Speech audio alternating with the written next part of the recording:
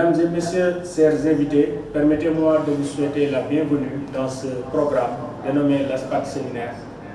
Le laboratoire d'analyse des sociétés et pouvoirs Afrique Diaspora, affilié à l'université Gaston Berger de Saint-Louis, s'affirme comme un haut lieu de réflexion et de production scientifique en sciences sociales à la croisée de plusieurs disciplines.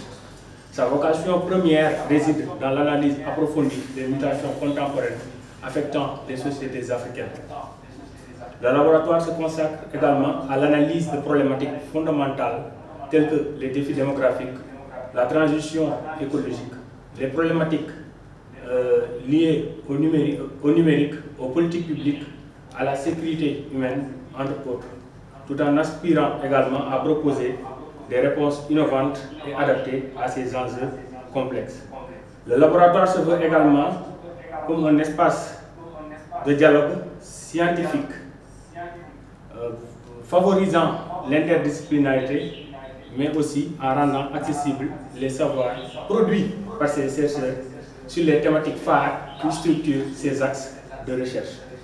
Je me présente, Serigne Moustapha Bassirouka, allocataire de recherche au LASPAD. Je suis également master en sciences de l'ingénieur option informatique au niveau de l'ESP.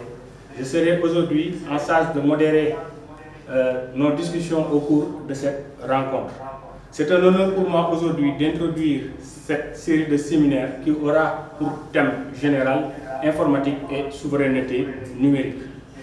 En effet, le fort taux de pénétration d'Internet, l'évolution des usages et celle des objets connectés étendent la surface d'exposition aux cybermenaces. Dès lors, une maîtrise des cyberrisques et une gestion efficace de crise cyber s'impose pour développer la cyber-résilience des infrastructures numériques.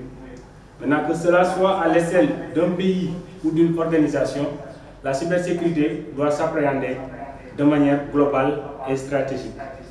Ainsi, le sujet de notre séminaire aujourd'hui est ambitieux et porteur d'enjeux cruciaux. Nous aborderons les défis, les enjeux actuels de la cybersécurité en Afrique, avec un focus particulier sur la cyber-résilience et la sécurité quantique, qui constituent des défis clés pour les infrastructures de données et des communications modernes. Ainsi, pour enrichir notre discussion aujourd'hui, nous avons l'honneur de recevoir le professeur Djiby Sow. Le professeur Djiby Sow est professeur titulaire des universités du CAMES, de classe exceptionnelle. Il est concepteur de la signature post-quantique Eagle Sign du NIST USA, responsable de l'équipe de recherche mathématique discrète et cybersécurité, responsable de la licence de cybersécurité TDSI de l'UCAD, co-gérant de la conférence africaine de cryptographie Africa Crypt, responsable du comité scientifique de l'association panafricaine de cybersécurité. Professeur, la parole est à vous. Voilà, merci pour votre belle introduction sur la cybersécurité. Ça montre que c'est une thématique qui vous intéresse et que vous connaissez peut-être même mieux que les scientifiques. Donc, comme titre, j'avais proposé de développer une thématique sur la cyber-résilience, mais surtout parler des enjeux liés à la sécurité quantique. Mais comme c'est long à faire, j'ai décidé de séparer ça en deux présentations. Donc la première présentation va être axée sur la cyber-résilience. Et si le temps le permet, je parlerai après de la cryptographie et d'une prochaine fois de l'informatique quantique. Mais si ce n'est pas suffisant, on fera d'autres exposés si vous le voulez bien. Donc on commence par la partie axée sur la cyber-résilience, enjeux et défis. Voilà. Donc la première remarque que nous voulons faire, c'est que concernant le cas de l'Afrique, depuis en tout cas avant les indépendances jusqu'à présent, il y a énormément de technologies qui se développent, mais nous attendons qu'elles soient mûres pour consommer ces technologies-là directement. Voilà.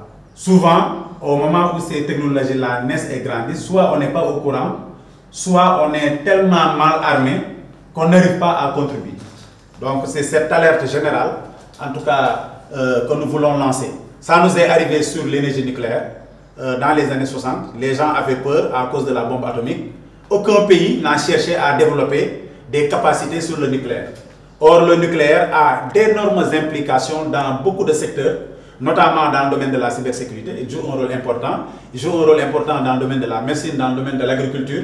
On aurait pu dompter l'énergie nucléaire depuis longtemps et l'utiliser pour le civil et non pour le militaire. Donc la même chose aussi est en train d'arriver depuis que la cybersécurité se développe dans les années 2000, la cyberdéfense, pour parler en tout cas en termes militaires. Beaucoup de pays ont investi énormément de moyens sur le développement de la cyberdéfense, mais depuis 25 ans, l'Afrique suit le développement de la cyberdéfense à la marche. Ce n'est que récemment que les pays commencent à se réveiller, on crée des lois, on définit des stratégies. Voilà, à un moment où la chose est déjà mûre, où les gens ont déjà fait l'essentiel. Donc, au lieu de venir dans la cybersécurité être des contributeurs ou des concepteurs de concepts et de technologies, nous sommes là juste en tant qu'utilisateurs. Voilà, donc c'est un peu désolant. Donc, on voulait commencer par cette alerte-là, de dire qu'il y a des technologies qui sont en train de naître depuis quelques années, qui sont en train de mûrir, mais qui n'ont pas encore complètement mûri. Voilà, ce serait bien que l'Afrique s'organise cette fois-ci pour ne pas rater le virage. Voilà. Il y a encore beaucoup de choses à faire sur la cyberdéfense. Il y a encore beaucoup de choses à faire sur la cryptographie post-quantique, sur les crypto-monnaies, sur la blockchain, sur l'intelligence artificielle, sur la réalité augmentée. Toutes ces technologies-là ont des impacts très importants sur la cyber-résilience. Parce que toute nouvelle technologie, par exemple avant le téléphone portable, bon, pour attaquer le citoyen, c'était un peu plus difficile. Parce que le citoyen fréquentait quelques sites internet. Mais maintenant, voilà, le citoyen, il a ses propres photos personnelles dans son téléphone, il a son argent dans son téléphone. Donc le développement des smartphones, voilà, a mis le citoyen dans une situation beaucoup plus compliquée en termes de sécurité. Donc quand une technologie nouvelle naît, il faut qu'on tienne compte qu'elle aura toujours un impact important sur la cyber-résilience. Voilà.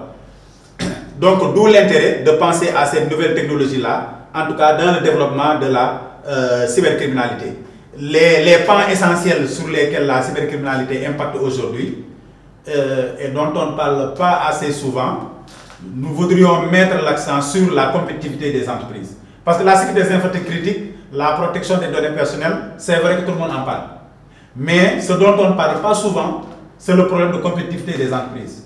Il y a aujourd'hui beaucoup d'entreprises qui ont ici des problèmes de compétitivité juste parce qu'ils n'ont pas mis l'accent sur la cybersécurité. Les gens sont venus dans leur réseau, ils ont volé leurs données et connaissant leurs données, ils sont capables de les concurrencer.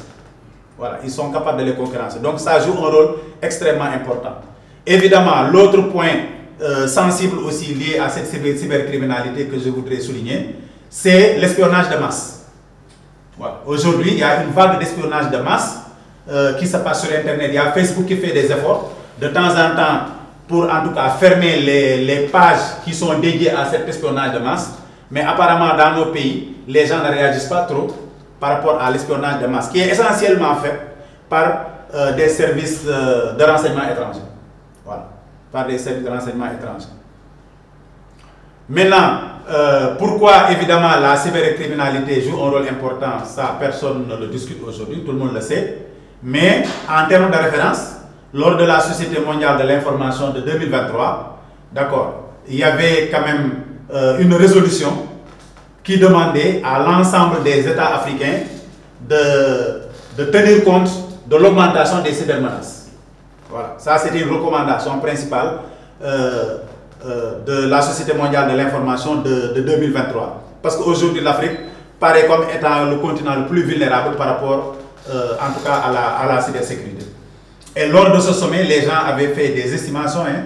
On est tombé autour à peu près 10% du PIB des États africains est perdu parce qu'ils n'ont pas pris les mesures qu'il faut pour assurer la résilience, en tout cas de nos infrastructures, de notre système économique, de notre système de gouvernance par rapport à la cybercriminalité ou bien par rapport à la cyberguerre. Parce qu'en fait, ce qui affecte plus les États, c'est la cyberguerre, dont on ne parle pas assez souvent. Et un exemple typique, les gens disent que le marché du numérique sera à peu près de plus de 700 milliards d'ici 30 ans. 700 milliards de dollars. Maintenant, nous disons que pourquoi on n'a pas mis la cybercriminalité, en tout cas parmi les 5 risques les plus graves auxquels l'humanité est confrontée. On en a retenu au moins 4 raisons. La première est que les technologies de l'information, dès qu'il y a un problème, c'est plus simple d'apporter une solution. Alors que si tu sais que par exemple les changements climatiques font que si vous y allez à Yoff, que la mer commence à remonter et faire tomber les maisons, c'est beaucoup plus difficile de proposer une solution. Voilà. Donc il y a le fait que les solutions de cybersécurité sont plus faciles à mettre en œuvre. Voilà. Le deuxième point, elles coûtent aussi moins cher. Troisièmement, il y a plein d'accords internationaux qui permettent de juguler les crises. Ces accords-là sont plus difficiles à obtenir dans le cas du climat parce que les enjeux en termes financiers voilà, ne sont pas les mêmes. Donc les gens sont prêts peut-être à céder pour faire des accords dans le cas de la cybersécurité, mais dans le cas du climat, ils font attention parce que des accords sur le climat auront un impact sur l'industrie automobile. Des accords sur le climat auront un impact sur l'industrie de l'énergie. Des accords sur le climat auront un impact sur l'agriculture, etc., etc. Donc il y a des impacts très forts, en tout cas des conséquences du climat sur les autres axes. C'est pour ça que c'est plus difficile d'avoir des accords internationaux bien établis dans le domaine du climat, alors qu'on a moins de difficultés à avoir ces accords-là dans le domaine de la cybersécurité. Voilà. Et enfin, l'impact de la cybersécurité en général, c'est plus local que global. C'est rare qu'il y ait une attaque qui paralyse tout Internet. Voilà. Alors que le changement climatique, on peut dire que l'essentiel des pays le sentent. Voilà. Donc, toutes ces raisons-là font qu'on n'a pas compté la cybercriminalité parmi les 5, en tout cas, défis majeurs auxquels l'humanité fait face, mais elle figure bel et bien à la 10e place. Donc, parmi les 10 menaces qui pèsent sur le monde. Donc, tout ça, c'est pour montrer l'importance, en tout cas, de cette thématique au moment où nous parlons. Maintenant, pour évoluer, aller vers les enjeux et les défis, on va commencer par donner quelques chiffres et quelques motivations qui nous paraissent importantes. La première, c'est la révolution qu'on est en train de vivre sur les ordinateurs quantiques, qui sont en construction et un processus qui n'est pas encore terminé, mais qui a déjà un impact énorme, parce qu'on sait que les ordinateurs quantiques, évidemment, si vous voulez, il y aura un exposé après sur l'informatique quantique, mais pour le moment, on résume simplement que les ordinateurs quantiques vont amener des capacités de calcul tellement énormes qu'on n'a jamais pensé à ça. Autrement dit, vous rassemblez l'ensemble des ordinateurs et des supercalculateurs qu'il y a sur la Terre, peut-être ils seront largement moins puissants qu'un seul petit ordinateur quantique qui marche bien. Voilà. Ensuite, l'outil fondamental pour la sécurité, c'est ce qu'on appelle la cryptographie. On fera une présentation sur ça. Et on sait que la cryptographie, telle qu'elle était connue jusqu'à récemment, était menacée par les ordinateurs quantiques. Autre et dernière remarque, c'est qu'il y a beaucoup de domaines où on a du mal à faire des avancées. C'est notamment le cas de l'IA sur l'apprentissage, parce que ça demande trop de ressources de calcul. C'est la modélisation du climat. On a des difficultés sur les simulations. D'accord. C'est la construction de certaines molécules dans le domaine médical. On a des difficultés de conception parce qu'on est limité par les capacités de calcul. Et quand les ordinateurs quantiques vont arriver, ils vont lever tout ça. Voilà. Donc il y aura des avancées extraordinaires dans le domaine de la santé, dans le domaine de la biologie, dans le domaine de la pharmacie, dans le domaine du climat, voilà, dans le domaine même des prévisions sur le plan agricole, dans la gestion des pandémies et tout ça. Il y aura des impacts qui sont extraordinaires. Donc le deuxième point important qu'on est en train aussi de vivre, c'est le développement de l'IA. Mais là, comme je suis axé sur la cybersécurité, je précise la partie de l'IA qui est en train, bon, pas à remplacer, mais qui va aider les développeurs. Voilà. C'est-à-dire que c'est une IA qui est capable de coder elle-même des applications. Voilà. Cette IA-là est en train d'avoir des impacts extraordinaires sur les systèmes informatiques et donc sur la cybersécurité ou sur la cyberdéfense. Un troisième point à souligner, qui est moins connu, mais qui est l'un des plus gros problèmes, c'est le développement de ce qu'on appelle l'Internet noir ou l'Internet profond. Voilà. Malheureusement, les moteurs de recherche classiques que les gens utilisent sont gérés par des sociétés entre guillemets responsables. Ils ne vous montrent pas tous les sites Internet qui existent. Voilà. Il y a des sites internet que vous ne pouvez pas voir si vous utilisez Firefox, ou si vous utilisez Google Chrome, ou si vous utilisez en tout cas un autre moteur de recherche classique. Voilà. Les sites que vous ne voyez pas, c'est ça qu'on appelle l'Internet profond ou le Darknet. Voilà. Il y a des navigateurs spéciaux qu'on va voir qui permettent d'aller là-bas. Voilà. Et c'est dans cet espace-là qu'on appelle le Darknet où aujourd'hui des jeunes qui ont juste le BFEP peuvent aller apprendre à hacker directement sans pour autant faire des études supérieures. Voilà. Voilà. Il y a une étude qui a été faite dans le monde. La plupart des grands hackers dans le monde, ils n'ont pas eu le bac. Voilà. Et moi, j'ai l'habitude de dire que si on enseigne la cybersécurité à l'école, on forme des défenseurs. Mais si on ne le fait pas, les gens intéressés vont l'apprendre seuls, ils vont devenir des hackers. Voilà. D'où la nécessité de proposer des formations accessibles pour tout le monde. Parce qu'en général, le constat dit que 95% des gens sont formés, deviennent des hackers au bonnet blanc, autrement dit, deviennent des défenseurs. Voilà. La plupart des gens qui sont de bonnet noir, dont on dit qu'ils sont de bonnet noir, les enquêtes montrent qu'ils ont appris eux-mêmes sur Internet. Voilà. Ils ont appris eux-mêmes sur Internet. Et la dernière remarque sur cette page, évidemment, c'est dans votre introduction, vous avez parlé des infrastructures critiques. Il y a plein d'attaques sur les infrastructures critiques, on ne peut pas les lister toutes, mais je vais en donner quelques-unes. Le système irlandais a été fortement attaqué juste à la fin de la pandémie. Ça a surpris tout le monde parce que les attaques sur le système de santé, c'était durant la pandémie. Mais eux, c'était en 2021. Les gens ont pu, avec des ransomware, paralyser complètement le système médical. Voilà, et ça a posé énormément de problèmes. Voilà. C'est pour ça qu'une gestion 100% en tout cas automatisée du système médical, sans y mettre le niveau de sécurité qu'il faut, est un danger.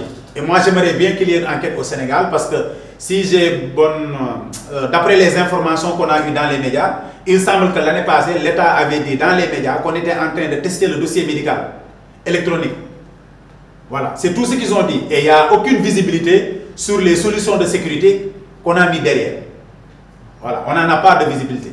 Voilà, ce serait bien qu'il y ait une enquête pour qu'on sache qu'est-ce qu'on a mis comme solution de sécurité, en tout cas dans ce dossier médical électronique sénégalais. Parce qu'on a vu ce qui s'est passé en Irlande, il y a eu des mois. Voilà, il y a eu des mois. Donc il faut qu'on fasse attention. Un autre exemple qui a fait aussi du bruit en 2021 toujours, c'est quand aux États-Unis, ils ont des pipelines qui permettent de faire, en tout cas de transporter de l'énergie sur de très très longues distances. Parce que les États-Unis, quand même, c'est presque un continent.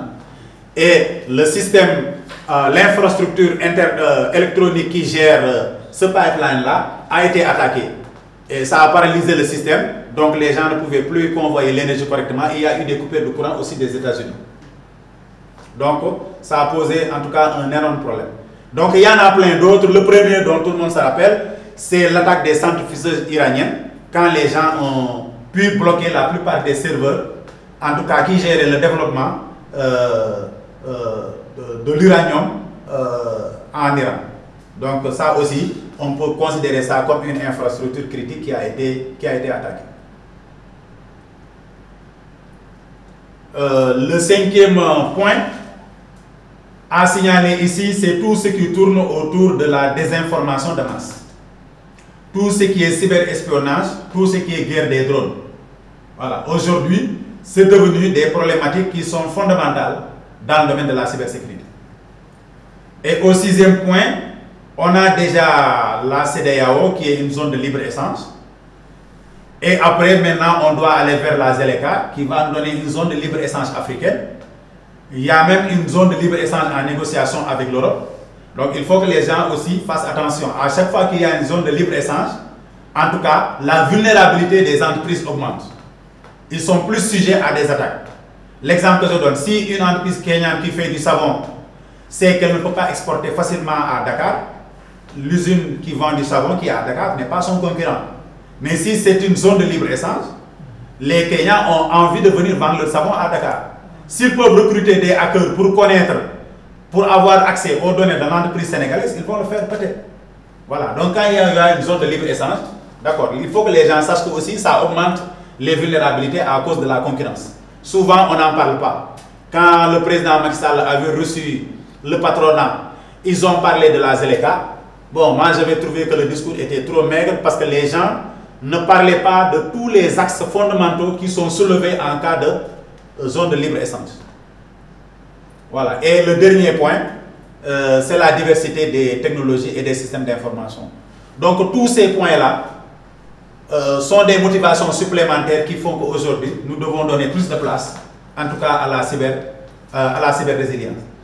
Maintenant, pour les enjeux et les défis, ils seront transversales sur la liste que je viens de donner tout à l'heure. Et le premier enjeu ou défi avec lequel je commencerai, c'est que c'est une responsabilité collective. Nous devons tous faire de sorte que dans le cyberespace, qu'il y ait la confiance et la sérénité. Voilà. Ça, c'est une responsabilité collective. L'État a son rôle, les entreprises, le citoyen, les organisations, les centres de recherche, tout le monde a son rôle à jouer. Voilà. Nous devons avoir un cyberespace où il y a la confiance et la sérénité. Voilà. Pourquoi? Parce qu'il y a énormément de bonnes choses qui se trouvent dans le cyberespace que nous devons protéger. Voilà. Aujourd'hui, on peut parler du développement des réseaux sociaux. Voilà. On peut parler des conférences en ligne grâce au Covid-19. Le Covid-19 n'a pas apporté que du mauvais. Maintenant, tout le monde fait des conférences en ligne facilement grâce au Covid. Ça existait depuis 2000 avec Skype, mais bon, très peu de gens l'utilisaient. Voilà. Aujourd'hui, le télétravail est devenu une règle, en tout cas dans le domaine de l'informatique. Le gouvernement est en train de dématérialiser tous ces services publics, comme l'impôt. Je pense qu'au Sénégal, on dit que l'état civil, c'est déjà fait. Peut-être que ça va démarrer bientôt. Tout ce qui est transport, ils sont en train de dématérialiser bientôt. Dans tout le système de transport, on aura une seule carte et on pourra payer avec la carte partout, juste en badgeant et en passant. Donc, le secteur de la santé, j'ai dit tout à l'heure que le dossier médical est en cours, donc ils sont en train de digitaliser. Au Sénégal, de plus en plus, en tout cas, les technologies émergentes commencent à être utilisées, comme le big data, comme le cloud. On a pas mal d'associations qui travaillent sur la blockchain, qui travaillent sur l'Internet des objets. On a une association nationale qui travaille sur l'intelligence artificielle, etc. Donc tout ça, en tout cas, ça amène de nouvelles vulnérabilités. Et ces nouvelles vulnérabilités-là, c'est nécessaire qu'on les prenne en charge pour pouvoir, en tout cas, vivre de façon sereine, en toute confiance, dans le cyberespace. Ça me paraît fondamental. Le deuxième enjeu, c'est un enjeu qui est centré sur le citoyen. Voilà. Parce que quand même, on peut diviser la strate de la société en plusieurs strates. Mais le premier strate, pour moi, c'est le citoyen. Le deuxième, c'est tout ce qui est entreprise et organisation. Et le troisième, qui est au-dessus, c'est l'État. Et après, maintenant, c'est les organismes internationaux comme quatrième niveau. Voilà. Donc, si on commence par le citoyen. Le citoyen, il fréquente le cyberespace, il a des besoins. Voilà. Et la prise en charge de ces besoins ne peut être faite que dans la confiance et dans la sécurité. Voilà. Et dans la confiance et dans la sécurité. Voilà. Malheureusement, la façon dont on a développé les technologies fait que quand on les développait, on n'était pas très compétent. Donc on ne pouvait pas développer des technologies sécurisées. Donc on développe, on utilise, on voit des failles, on améliore. On développe, on voit des failles, on améliore. Voilà. Mais l'idéal aurait été, pour le citoyen, c'est que la technologie soit sécurisée à la naissance. Voilà. Le citoyen aurait préféré avoir une technologie qui est sécurisée de façon native. Mais malheureusement, ce n'est pas le cas. D'accord. Deuxième point, le citoyen aurait préféré évoluer dans un milieu où il n'a pas à avoir peur, donc où il peut faire confiance à tout le monde, où tout le monde est gentil. Mais malheureusement, ce n'est pas aussi le cas. Voilà. Un autre point important pour le citoyen, c'est la protection de ses données personnelles.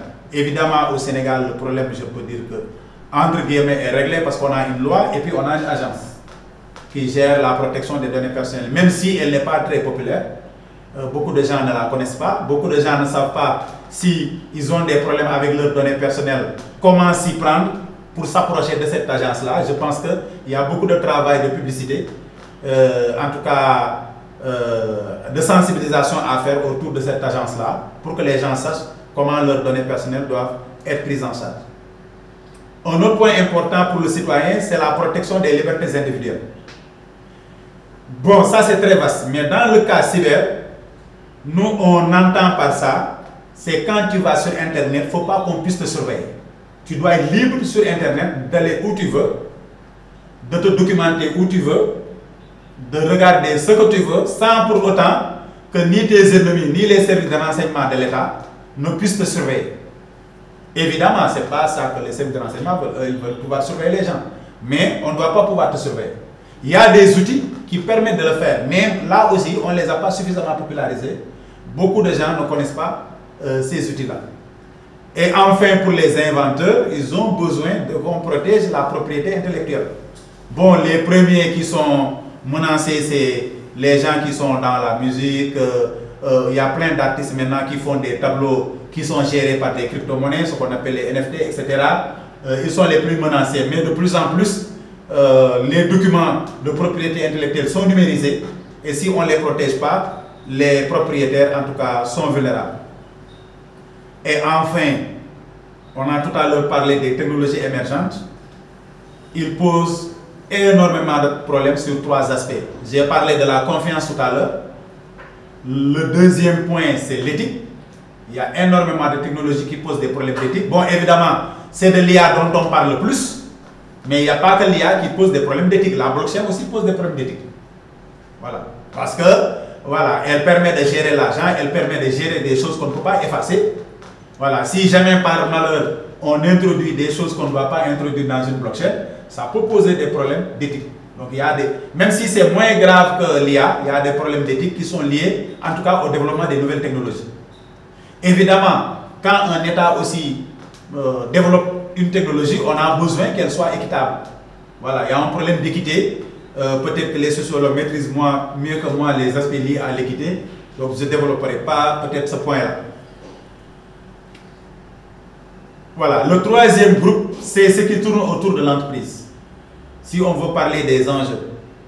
Évidemment, l'entreprise, tout ce qui lui appartient aujourd'hui est numérisé. Donc, tout ce qui appartient à l'entreprise est un enjeu. Voilà. La protection du patrimoine, la sauvegarde de l'image, la rentabilité des investissements, la gestion de la concurrence, tout ça, vraiment, sont devenus des enjeux pour la cybersécurité.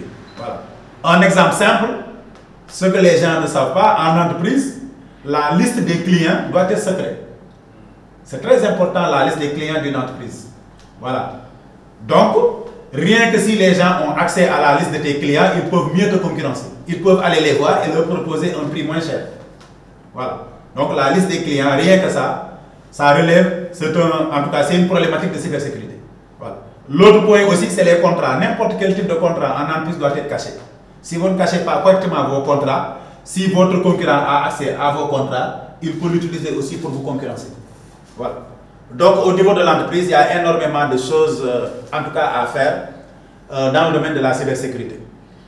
Maintenant, pour l'État, c'est difficile à délimiter. On va dire que tout relève de l'État.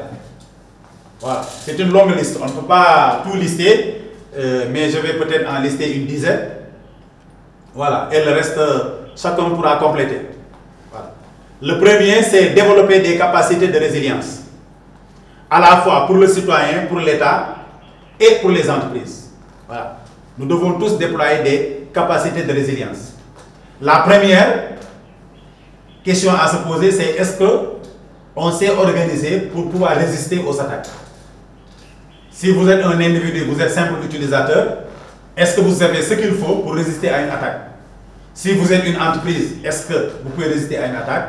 Si vous êtes un État, est-ce que vous pouvez résister à une attaque? Ou bien est-ce que vous avez aidé les gens à se protéger contre des attaques? Donc, c'est le premier point qui est le plus important. Et maintenant, quand on dit attaque, ce n'est pas les attaques simples. Hein. Donc, je cite les attaques les plus graves. Le premier, c'est le vol de données des entreprises et des gouvernements. Ce que les gens font toujours. Le deuxième point, c'est le vol d'identité des travailleurs et des citoyens. On a vu beaucoup de gens perdre leur argent dans les comptes bancaires, en Europe surtout, parce qu'on a volé leur identité. Voilà. Troisième attaque grave, c'est ce qu'on appelle les attaques par ransomware. Voilà. Quatrième catégorie d'attaque, c'est les attaques DOS. C'est les attaques qui font tomber les serveurs et que les machines ne marchent plus. Voilà. Cinquième catégorie d'attaque, c'est la campagne de désinformation sur les réseaux sociaux. Et sixième catégorie d'attaque, c'est le cyberespionnage. Voilà. Parce que les campagnes de désinformation, souvent les gens ne comprennent pas comment ça se passe. Il y a toujours des gens qui sont derrière, qui permettent que ça aille très vite. Donc ça, c'est la première catégorie. La deuxième aussi, les gens, s'ils sont résilients, pour être résilients, ils doivent être capables de connaître les vecteurs d'attaque. Parce que les attaquants, c'est comme un voleur dans une maison. Il y a une porte d'entrée. Voilà, soit il va passer par le toit, soit par la porte, soit par la fenêtre. Et nous, on a tendance à mettre plus de sécurité au niveau de la fenêtre. Voilà, on met une clé, après on met une porte. Voilà, c'est la même chose aussi dans le domaine cyber. Voilà, ce qu'on appelle les vecteurs d'attaque, ça veut dire les points d'entrée. Les gens, ils doivent les connaître. Et pour chaque type de point d'entrée, il y a une façon de se protéger. Voilà. Et ça, les gens ne le savent pas assez souvent. Donc, cinquième catégorie ici, c'est une alerte de l'Union internationale des télécoms en 2021 qui, après avoir fait une audit en Afrique, s'est alarmé que l'Afrique a un faible niveau de cybersécurité. Que les gouvernements africains en général ne font aucun effort pour la cybersécurité. Parfois, ils ont des lois, à la limite, ils ont des lois. Même ceux qui ont des agences, soit ils ne mettent pas de l'argent dedans, soit ils n'ont pas recruté des personnes compétentes pour gérer ces agences-là. On en connaît, je ne veux pas citer de pays, mais les gens, ils se connaissent. Voilà. C'est un réel problème. C'est une alerte de l'Union internationale des télécoms, donc qui ne vient pas de n'importe quelle organisation, qui dit que le niveau de sécurité en Afrique est très faible. Voilà. Le point suivant, le sixième point, c'est que aujourd'hui, il y a depuis, disons, 5 ans, 6 ans maximum, il y a beaucoup d'évolutions sur les technologies de sécurité. Et on voit que leur adoption est très faible en Afrique. Il y en a plusieurs, j'en ai cité 5. Les PKI, c'est depuis les années 2005 que les gens veulent mettre ça en place. Ils n'ont pas réussi. Au Sénégal, depuis 2007, il y a le texte. Jusqu'à présent, on n'a pas un PKI national. Regardez ça, 14 ans. Voilà. Depuis 14 ans, on cherche un PKI national, on ne l'a pas encore. Voilà. C'est ce qu'on appelle les technologies où on n'a pas besoin d'avoir une confiance à l'avance par rapport à un équipement quelconque. Voilà. C'est une technologie qui est un peu coûteuse, mais qui permet quand même de régler des problèmes de sécurité. Et il y a la technologie que tout le monde connaît, on vous dit que les mots de passe ne suffisent pas, il faut s'authentifier au moins avec 2 facteurs. Mais attention, l'authentification 2 facteurs aussi ne suffit pas, parce qu'il y a des techniques de phishing qui permettent de l'attaquer. Donc il y a ce qu'on appelle l'authentification au moins à 2 facteurs, mais qui se protège contre l'attaque phishing. Il y a une façon de le faire. Les gens qui doivent le faire doivent savoir exactement ce qu'ils font. Donc tout ça, c'est des technologies innovantes aujourd'hui qui contribuent à la sécurité des infrastructures critiques ou des infrastructures de façon générale et qui ne sont pas vraiment bien adoptées en Afrique. Voilà. Et ça pose de réels problèmes. Un point aussi qui me paraît important à souligner, c'est qu'on ne donne pas toujours sa vraie valeur à la dangerosité des attaques criminelles. Nous avons tendance à, en tout cas, les minimiser ou les négliger. Voilà, on a une perception qui amoindrit la dangerosité des attaques criminelles. Le point suivant, c'est si c'est au niveau des États, s'il y a en tout cas une cyberguerre ou bien une campagne de désinformation qui est faite par un service de renseignement étranger, enquêter pour avoir des preuves solides pour savoir que c'est tel pays qui l'a fait, ce n'est pas toujours facile.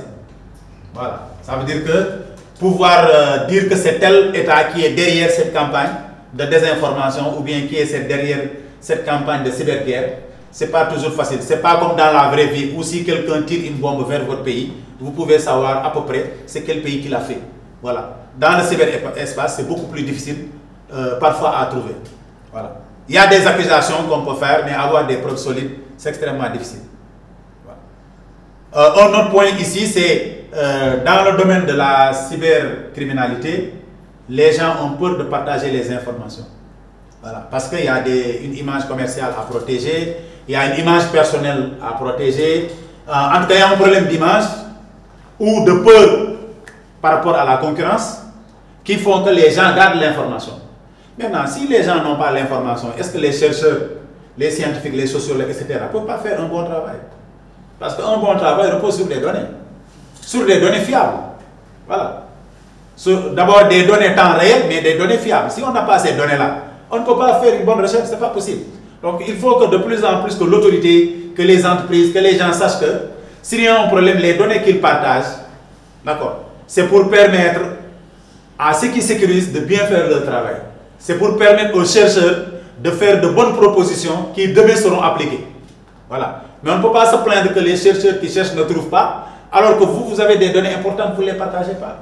Voilà. Peut-être qu'il y a une façon de les partager pour ne pas vous mettre en situation de vulnérabilité. Mais je pense que c'est extrêmement important que les données soient partagées.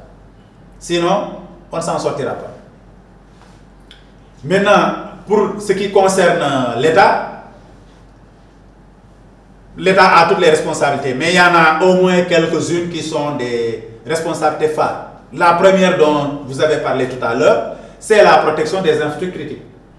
Voilà. Donc tout ce qui est infrastructure critique. Si c'est par exemple à Dakar, il y a les sociétés de télécommunications, Orange, Tigo, Expresso, voilà, tous les FAI, en tout cas tous les fournisseurs d'accès. Il y a l'armée, évidemment. Il y a, je ne sais pas, tout le système de vidéosurveillance qu'on a mis à Dakar pour surveiller la ville. Tout ce que les gens appellent les smart villes ou bien les villes intelligentes. Donc tous ces systèmes-là sont des infrastructures critiques parce que si quelqu'un a accès à ces caméras-là, il peut surveiller la ville, il peut voir les gens aller et venir. Il peut même vérifier si je suis entré dans un supermarché ou pas. Voilà. Il y a les câbles sous-marins, donc il y a plein de choses dans les infrastructures critiques, je n'y reviendrai pas. L'autre point qui revient fondamentalement à l'État, c'est le problème de la cyberguerre. Voilà. On en parle beaucoup parce que c'est la chose la plus fondamentale. Et nos gouvernements, en Afrique, comme les gens le disent, ne prennent pas toujours la mesure de l'affaire. Aujourd'hui, toutes les guerres qu'on voit dans le monde ont démontré que la cyberguerre, en tout cas, joue un rôle fondamental. Voilà. Donc, pour régler le problème de la cyberguerre, donc, nos recommandations recoupent à peu près ce que les gens ont fait dans les autres pays. La première chose, c'est qu'il faut un commandement séparé pour la cyberdéfense. Au Sénégal, on ne l'a pas encore. En France, ils l'ont fait il y a 2 ans ou 3 ans. Voilà. Il faut un commandement militaire à part pour la cyberdéfense. Ensuite, l'État doit investir beaucoup de moyens au niveau des services de renseignement pour qu'ils aient une division cyber très forte. Voilà.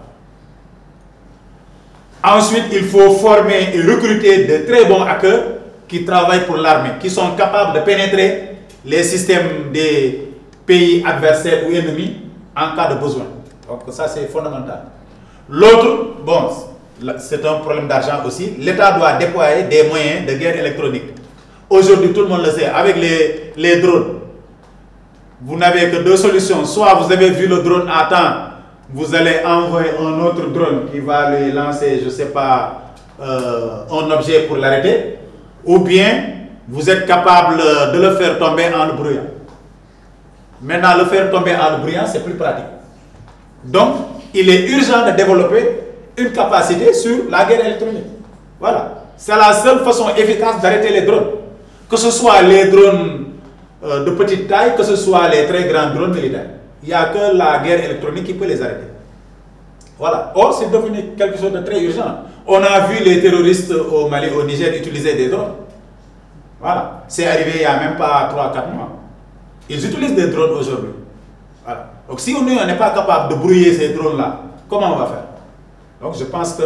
Et le dernier, bon, je pense que le gouvernement actuel avait dit qu'ils vont créer une cellule sur l'intelligence économique, mais la guerre économique, elle joue un rôle fondamental. Il faut que l'État tienne compte de ça. Donc pour régler ces problèmes, donc, les suggestions par rapport à ces enjeux, ça va être un défi, c'est intégrer la cyberdéfense dans tous les ministères. Donc on a listé 8 ministères que nous pensons fondamentaux. C'est le ministère des Armées, y compris le renseignement. c'est le ministère de l'Intérieur. Là-bas, on peut dire que c'est déjà fait parce qu'il y a la cellule sur la cybercriminalité. C'est le ministère des Télécoms. J'attends d'entendre là-bas qu'ils ont une division sur la cyberdéfense. Je pense que ce n'est pas encore le cas. C'est le ministère de l'Industrie et des Paiements. Parce que si la Zeleka arrive, si le pétrole fait que nos entreprises gagnent plus d'argent et deviennent plus compétitives, les gens vont commencer à les concurrencer fortement. Voilà. Ils vont être beaucoup plus vulnérables. Donc le ministère des Industries ou le ministère des Paiements, en tout cas, il doit aussi avoir une division sur la cyberdéfense. Le ministère des Finances, bon, récemment, j'ai entendu qu'ils ont acheté beaucoup de choses. Ministère de l'Économie et des Finances, mais je pense qu'il doit avoir une division de cyberdéfense. Le ministère des Affaires étrangères, le ministère de la Santé, évidemment, la santé a été largement attaquée durant le Covid. Et enfin, le ministère de l'Enseignement supérieur. Nous pensons que dans ces 8 ministères-là, l'État doit mettre une division à part sur la cyberdéfense. Voilà. C'est ça qui va protéger le pays. On ne peut pas peut-être mettre dans tous les ministères, mais au moins pour nous, les 8 ministères clés, on doit mettre des technologies de cyberdéfense. Voilà. Le point suivant, c'est que, bon, c'est plus un travail des services de renseignement, mais c'est un travail à faire. Il y a aujourd'hui la plupart des militaires à la retraite en Europe et aux États-Unis, parce qu'il y en a beaucoup, ils ont fait la guerre en Irak, ils ont fait la guerre en Afghanistan, etc. Beaucoup de gens sont partis à la retraite, même anticipés, parce que les militaires ils partent parfois à la retraite jeunes. Ils créent soit des agences de cybersécurité ou des agences de cyber-renseignement. Parce que c'est ça leur métier. Énormément, ils font du cyber-renseignement. Maintenant, tous les États africains achètent des études, des travaux de cyber-renseignement auprès de ces États-là, à des buts, en tout cas, qui ne sont pas très démocratiques. Voilà. Donc, tout gouvernement doit se préparer à ça. Il y a énormément d'entreprises de renseignement public, de renseignement, qui ne sont plus militaires, mais qui font le même travail que sont capables de faire les militaires. Donc, il faut faire très attention par rapport, en tout cas, à ces agences, publiques ou privées, de cyber-renseignement. L'autre, c'est la surveillance des trafiquants sur le cyberespace et la surveillance des groupes terroristes. Évidemment, c'est un casse-tête, mais grâce à la coopération, grâce à une infiltration de ces réseaux-là, voilà, que ce soit physique ou virtuel, ça permet à l'État d'avoir les moyens, en tout cas, de contrer ces dangers-là. Voilà, de contrer ces dangers-là. Nous pensons que les trafiquants, les groupes terroristes et les agences publiques de renseignement constituent 3 dangers majeurs pour l'État. 3 dangers majeurs pour l'État. Et maintenant, comment ils sont sur Internet? Parce qu'aujourd'hui, la crypto permet de cacher pas mal de choses. Le Darknet permet de former les gens gratuitement. Voilà. Ils sont là pour faire du cyber-renseignement et c'est extrêmement dangereux. Donc le point 15 ici, ça concerne l'État, mais ça concerne tout le monde. Ça concerne tout le monde. C'est qu'on ne peut pas aller vers la cybersécurité complète si parallèlement nous n'avons pas une maîtrise minimale sur la technologie.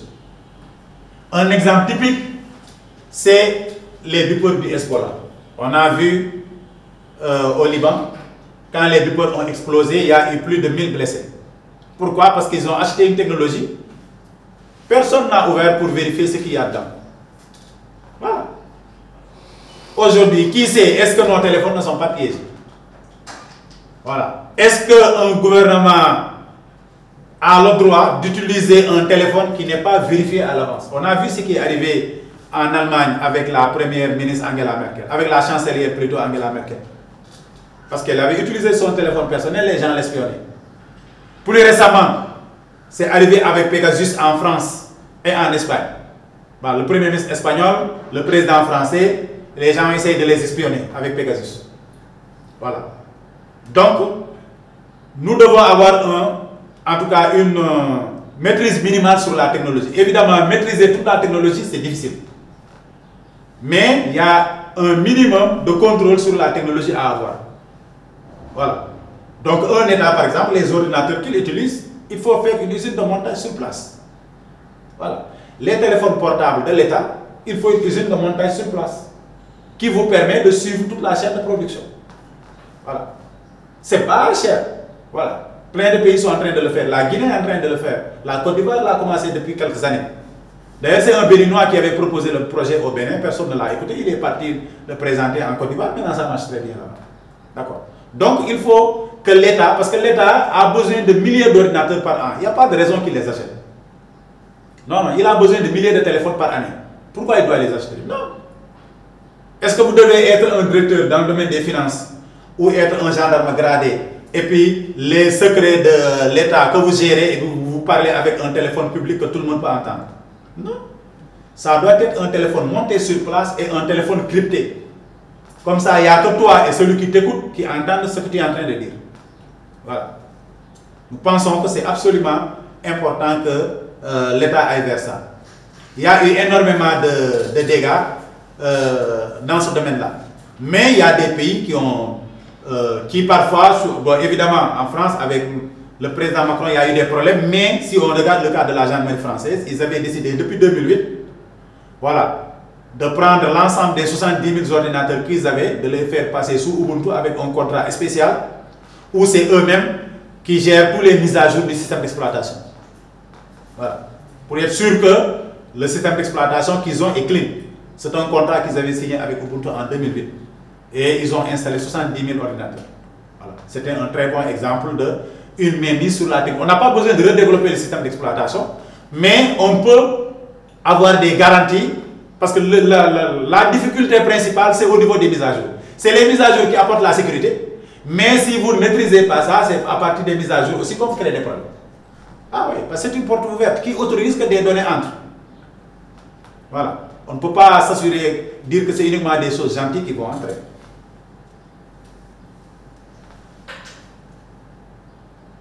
Voilà, toujours donc sur la maîtrise, en tout cas de la technologie. Aujourd'hui, on va aller, bon, les gens prédisaient depuis longtemps qu'on va aller vers un monde de l'IoT. Bon, en 2024, on ne peut pas dire qu'on a atteint le niveau de ce qui était prévu. Mais c'est sûr que d'ici quelques années, voilà, l'ensemble des objets qui seront dans notre entourage, y compris nos chaussures, y compris nos pantalons et nos chemises, il y aura des puces électroniques qui vont envoyer et recevoir des données. Ça c'est sûr. Voilà. Ça a commencé. Il n'y a pas de raison que ça s'arrête. Voilà. Donc on sera entièrement dans un monde où tous les objets avec lesquels nous allons interagir, voilà, contiennent des puces et ces puces-là vont émettre et recevoir des données. Voilà. Autrement dit, on sera dans un monde de l'IoT. Voilà. Les gens ont tellement peur de l'insécurité que ça peut amener, parce que imaginez que vous êtes dans une maison, vos enfants sont là, tous les objets avec lesquels ils interagissent, il y a des puces. Est-ce que ces puces-là, il y a quelqu'un qui peut les contrôler? Ça peut mettre en danger vos propres enfants. Voilà. Ça, vous ne savez même pas si la lampe est en train de vous écouter ou de vous filmer ou bien d'émettre uniquement de la lumière. Ah oui, ça pose un problème. Voilà. Donc le monde de l'IoT, il faut que les gens légifèrent. Les gens avaient légiféré un peu, mais récemment, il y a la Chine qui a fait des efforts de législation depuis les années 2015. Il y a l'Union européenne aussi qui a sorti récemment en 2022 un document. Il y a le Royaume-Uni aussi qui a sorti en 2022 un document. Et les États-Unis aussi en 2022 ont sorti un document. Donc c'est la Chine qui a d'abord légiféré en 2018. Tous les autres ont légiféré en 2022, mais orienté sur l'IoT. Pour dire qu'il y aura tellement d'objets que personne, même les pays les plus développés, ne pourront tout contrôler. Ce n'est pas possible. Mais qu'est-ce qu'on peut faire? C'est faire une bonne législation. C'est de dire que les choses doivent être faites comme ça. Et que si jamais il y a des problèmes de portes dérobées ou de choses cachées, en tout cas la personne qui l'a vendu et celui qui l'a fabriqué, ils seront tellement lourdement sanctionnés qu'ils ne le referont plus jamais le reste de leur vie. Voilà. Donc il faut une réglementation, il faut une normalisation, d'accord, il faut des sanctions très sévères. Voilà. Très sévères. Et maintenant, en plus, il faut rajouter des contrôles. Donc il faut que la douane ait plus de moyens technologiques. Il faut qu'il y ait des centres de recherche capables de faire du reverse engineering. Il faut plein d'autres choses. Mais d'abord, le premier outil, ce sera la loi. Voilà. Il faudra une loi, parce que aussi les grosses entreprises ne vont pas prendre des risques. Voilà, ne vont pas prendre des risques. Venir vendre chez toi des choses qui ne sont pas clean et ils savent que demain s'ils sont attrapés et que ça va se retourner contre eux. Mais ils ne vont pas hésiter parfois. Voilà. Tout le monde se rappelle les faux filtres qu'une usine de voitures en Europe avait fait. Ils ont fait rouler les voitures pendant plus de 2 ans. Ils disaient que le filtre a été capable de filtrer pour sortir tant de pourcentage alors que ce n'était pas vrai. Je ne veux pas donner les détails. Mais tout le monde se rappelle de cette histoire-là. C'était un problème de voiture. Voilà. C'était un problème de voiture. Donc ils ont pu vendre des milliers de voitures comme ça alors qu'ils n'avaient pas atteint le niveau. Voilà. Ils avaient triché. Et ça a marché pendant des années. Mais finalement, on les a attrapés. Finalement, on les a attrapés. Quelqu'un s'est levé un jour, il a dit que non, ce qu'il propose, c'est tellement performant. Personne ne l'a réussi. Moi, je vais vérifier. Il a vérifié, comme c'était un expert, il a trouvé que c'était un mensonge. Voilà.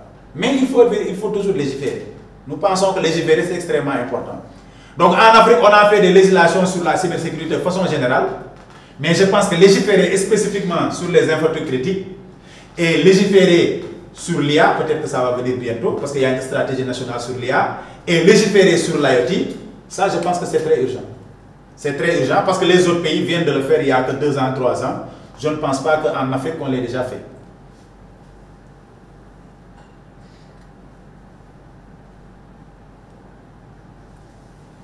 Donc le 17e point, c'est revenir au dark web, en tout cas qui fait de plus en plus peur aux experts qui le fréquentent. Évidemment, le dark web est beaucoup plus grand que le web normal aujourd'hui. Voilà. Il y a plus de sites que les moteurs de recherche ne montrent pas que de sites qu'ils peuvent montrer. Voilà. Donc les gens ont peur parce qu'aujourd'hui sur le dark web, on apprend tout. Et on peut tout faire. Même l'IA qui a l'éthique, sur le dark web, l'IA n'a pas d'éthique.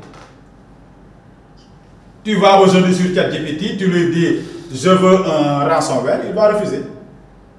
ChatGPT peut faire un ransomware, mais il va refuser. Un keylogger, il va refuser. Mais vous allez sur le darknet, vous voulez un keylogger, vous allez l'avoir. Vous n'avez pas besoin d'avoir des études avancées pour fabriquer un virus qui va paralyser une machine. Voilà. Donc, ça fait peur aux gens.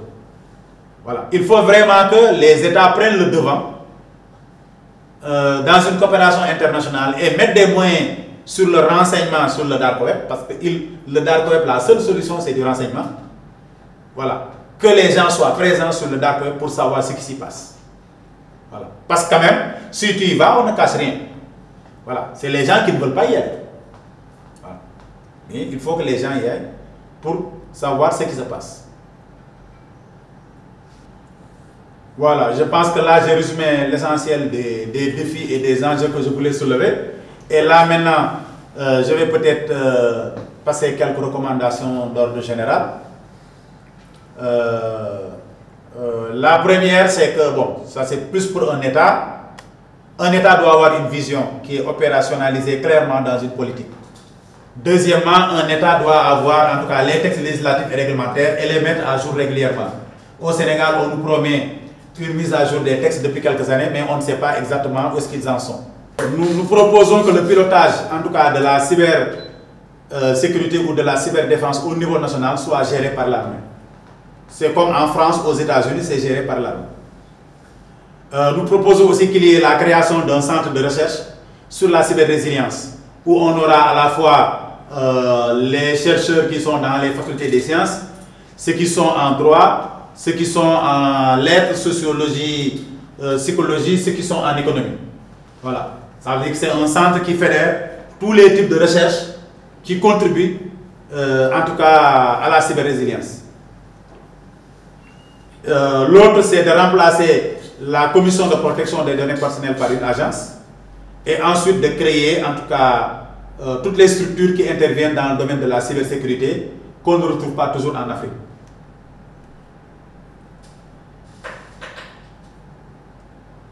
Voilà. Et ensuite, de tenir compte du développement fulgurant des aspects liés à la cyberguerre. Voilà. Ça, c'est extrêmement important pour un État de tenir compte de ce développement fulgurant que les gens ont constaté depuis quelques années. Malheureusement, les gens ne voient pas les impacts. Parce qu'ils viennent, ils volent des données, ils s'en vont. Les systèmes informatiques continuent de fonctionner normalement. Donc, ils peuvent venir faire leurs dégâts et partir sans qu'on s'en rende compte. Voilà. Mais au niveau mondial, tous les experts disent qu'il y a un développement de ça. Les données qu'ils ont leur permettront de bloquer les systèmes dans l'avenir. Voilà. Donc, c'est extrêmement important de prendre ces mesures-là. Voilà. Donc, merci de m'avoir suivi. Donc, si vous avez des questions, je vous écoute. Ou des remarques ou des commentaires.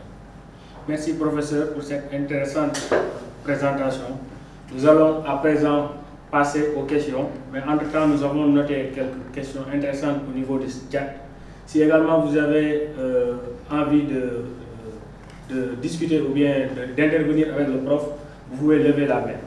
À présent, nous allons passer aux questions. Pour la première question, professeur, vous avez eu à travailler sur le schéma de signature post-quantique Eagle Sign. En quoi les structures mathématiques de cet algorithme protègent-elles contre les attaques possibles d'un ordinateur quantique? Oui, Eagle Sign repose sur ce qu'on appelle les réseaux arithmétiques. Et les réseaux arithmétiques font partie des 7 ou 8 familles retenues aujourd'hui pour lesquelles on pense qu'ils peuvent résister aux ordinateurs quantiques. Il y a à peu près 8 familles. Si j'ai bonne mémoire, il y a le chiffrement symétrique, il y a les fonctions de hassage, il y a la crypto qui utilise la physique quantique, ça fait 3. Il y a les réseaux arithmétiques que nous on a utilisés, il y a les codes correcteurs d'erreur, il y a ce qu'on appelle les isogénies et il y a ce qu'on appelle les polynômes multivariés. Voilà, c'est les 8 familles d'outils mathématiques pour lesquels on pense que si vous baptisez un système avec l'une de ces familles, probablement vous êtes protégé contre les ordinateurs quantiques à l'état des connaissances actuelles, parce que les connaissances évoluent très vite. Peut-être que dans 2 ans, ça va changer. Voilà. C'est ça ce qui est dommage. Voilà. Ce n'est pas des preuves long terme. Voilà. C'est des preuves qui dépendent de l'état d'évolution des connaissances. Maintenant, nous pouvons passer aux questions. On a noté au niveau du chat. Nous avons Abdoulaye Sissé qui vous pose la question à savoir, il a dit que le Sénégal a acquis un supercalculateur depuis quelques années maintenant. Il voudrait savoir quels sont les apports de cette machine sur le développement de la recherche au Sénégal et quels sont les moyens à déployer pour sa protection, sa sécurité en fait. Oui, pour le supercalculateur, on va dire que c'est dommage que l'État l'ait acheté depuis si longtemps et qu'aujourd'hui le supercalculateur est dépassé. Et il n'est pas encore, en tout cas, à ma connaissance, il n'est pas encore utilisé à grande échelle. Parce que quand on l'a lancé, moi j'avais soumis un projet. Le projet c'était, je voulais qu'on développe une solution de chiffrement symétrique local. Et qui sait que développer une solution de chiffrement symétrique, il faut faire des tests de diffusion. Et dans les grands labos, en général, s'ils ont des capacités de calcul, ils le font pendant 6 mois. Je m'étais dit peut-être que nous, avec notre supercalculateur, si on réussit à le faire pendant 1 an, on devrait pouvoir avoir un bon résultat. Et je n'ai jamais pu avoir accès à cette. Il semble que maintenant, il y a une organisation autour de ça qui le gère et qu'il devrait venir vers les universités nous faire des propositions. Mais je n'ai pas plus d'informations, en tout cas autour du supercalculateur. Or, quand on l'achetait, en tout cas, on était dans les réunions au niveau du ministère quand Mary Teuw Niane était ministre. Mais depuis lors, en tout cas, les choses n'ont pas évolué. Voilà. C'est la même chose que les équipements de laboratoire qu'on a achetés et qui sont enfermés à Diamniadio depuis pratiquement 2 ans, qu'on n'a pas livré dans les laboratoires. Oui. Quelqu'un a levé la main, je pense que c'est Mamba. Oui, donc je dois remettre le parleur ou bien je vais l'entendre. S'il parle, oui. Ok, allons-y. Je vous écoute. Merci beaucoup, professeur. Bonjour. C'est professeur Mamfal Daba, la directrice du LASPET. Je voudrais commencer par vraiment regretter le fait de n'avoir pas été au bureau aujourd'hui pour vous accueillir personnellement et vous remercier vraiment pour l'extraordinaire qualité et pertinence de votre présentation. Merci infiniment. Moi, je voudrais revenir sur 2 points importants que vous avez soulevés. Le premier étant relatif à la question de la souveraineté technologique. dont vous avez parlé. La souveraineté est un mot qu'on utilise, vous le savez maintenant, beaucoup. C'est vraiment un mot qui est à la mode, mais c'est aussi un terme qui est absolument important. Comment est-ce que vous définiriez ce que c'est une souveraineté, je dirais même scientifique et technologique pour un pays, et pourquoi c'est important d'y arriver? Ma seconde question. On l'entend plus. Professeur, on vous a perdu, professeur. Je prends la deuxième question. La deuxième question, s'il vous plaît, professeur, on vous a perdu. Oui, oui. Ma deuxième question est, je disais, relative à la question du centre pluridisciplinaire dont vous parliez. Je pense que c'est une excellente proposition, puisque nous n'avons pas ce dispositif dans lequel nous dépassons les disciplines et dans lesquelles les sciences humaines et sociales sont au contact avec les STEM. Et je pense que c'est quelque chose qui est absolument important et vital dans l'écosystème de la recherche et de l'innovation en fait, que nous sommes en train de construire. Est-ce que vous pourriez nous dire, encore une fois, quels sont les bénéfices de ce genre d'espace? Je pense qu'il faut absolument créer. Donc, souveraineté, mais aussi interdisciplinarité pour on va dire, peut-être pas résoudre, mais au moins penser les interactions autour du numérique pour faire court. Et encore une fois, merci infiniment. Voilà, merci pour vos deux questions. Donc, la première, par rapport à la souveraineté, évidemment, quand on parle de souveraineté, il y a plusieurs niveaux. Voilà, quand vous êtes un pays sous-développé, vous ne pouvez pas prétendre avoir le même niveau de souveraineté, voilà, qu'un pays hyper développé dans le monde. Mais quand on parle de cybersécurité, quand on parle de cyber-résilience, c'est qu'il y a un minimum qu'il faut faire pour avoir un minimum confiance dans les technologies que vous utilisez. L'exemple typique qu'on a donné, c'est par exemple pour un gouvernement, les ordinateurs que l'État utilise, il n'a pas besoin de les acheter fermés. Voilà, on peut avec des experts sénégalais étrangers monter une usine et la plupart des équipements on les fabrique sur place. Les autres on peut commander, mais quand on commande on peut contrôler le contenu et on fait le montage. Là on sait qu'il n'y a pas de backdoor dans cet ordinateur là, on sait que le système d'exploitation est clean, on sait que les logiciels qui sont dedans en tout cas ne posent pas de problème. Donc ça par exemple pour les ordinateurs c'est un minimum. Pour les téléphones aussi il faut faire la même chose, mais rajouter une couche, ça veut dire crypter l'ensemble des informations qui sont échangées au sein de l'État. Ça, par exemple, pour l'État, c'est quelque chose qui est faisable. Mais cette même approche est valable dans toutes les autres technologies que nous utilisons. Ça veut dire que tant qu'on peut avoir une mise totale sur la technologie, c'est mieux, mais c'est difficile à avoir. Mais ce qu'on peut faire, c'est au moins contrôler le processus de fabrication. Voilà. Le processus de fabrication, l'idéal, c'est de le faire localement. Si on ne peut pas le faire, on le fait à l'étranger, mais on est capable de le contrôler. Et le troisième niveau, c'est que si on n'arrive pas à contrôler, au moins on légifère. Voilà.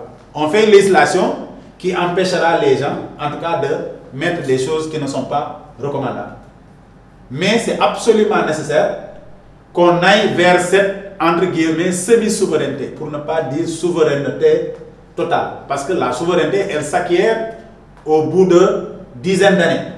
C'est un très long processus. Voilà. La première étape, c'est être capable de contrôler ce qui se passe. Même si vous ne contrôlez pas 100%, contrôlez au moins 60%. 2 ans après, vous contrôlez 80%. Peut-être au bout des années, un jour, vous serez capable de contrôler 95 ou 99%. Voilà. Mais si on ne le développe pas, en tout cas, côté cybersécurité, on aura toujours des problèmes. Le deuxième point, c'est si on veut créer une plus-value, si on veut créer des emplois, mais on ne peut pas être d'éternel consommateur. On ne peut pas être d'éternel consommateur. Donc, il faut développer un écosystème qui permet qu'un certain nombre de produits, voilà, puissent être créés localement, en rajoutant évidemment de l'innovation. Même si on n'invente pas à 100%, qu'on puisse prendre des technologies qui existent et qu'on rajoute de l'innovation. Donc, cet écosystème-là, le développer, c'est une super priorité. Par exemple, si tout le monde a suivi la première campagne de Macron, son objectif c'était de développer cette mainmise sur la nouvelle technologie. Donc quand il est arrivé, il a fait beaucoup de choses sur l'IA, il a mis de l'argent sur les ordinateurs quantiques, il a mis de l'argent sur l'énergie nucléaire, en tout cas sur pas mal de secteurs, il a mis des moyens. Dans le développement des startups, sur les nouvelles technologies, on a mis un grand centre à Paris, un peu comme la Silicon Valley, et beaucoup d'entreprises françaises qui sont bons aujourd'hui dans le domaine des TIC sont sortis de cet incubateur-là, où les gens ont mis énormément de moyens. Au Sénégal, on parle des incubateurs depuis 30 ans, mais en général, il n'y a pas d'argent. Donc, ces incubateurs ne permettent de rien faire. Voilà. L'incubateur de l'UCAD, normalement, devait dater de 2007. Voilà. À l'ESP, j'ai participé à la première réunion en 2007. Mais depuis 2007, aujourd'hui, ça fait près de 15 ans. Les choses n'ont pas bougé. Voilà. Si on l'avait fait sérieusement, peut-être que cet incubateur-là aurait créé aujourd'hui une centaine d'entreprises et que l'UCAD n'aurait plus besoin de la subvention de l'État pour payer les salaires. L'UCAD aurait dû être autonome en ayant créé plus de centaines d'entreprises qui rapportent des milliards par an. Voilà. Parfois, les gens ont peur d'investir sur l'innovation. Or, c'est avec ça qu'on gagne l'argent de demain. Donc, pour conclure sur la souveraineté, pour moi, elle est fondamentale, mais on ne peut pas l'avoir tout de suite. Mais ce n'est pas une raison de ne pas commencer. Voilà. Pour résumer sur ce point. Et maintenant, sur la deuxième question.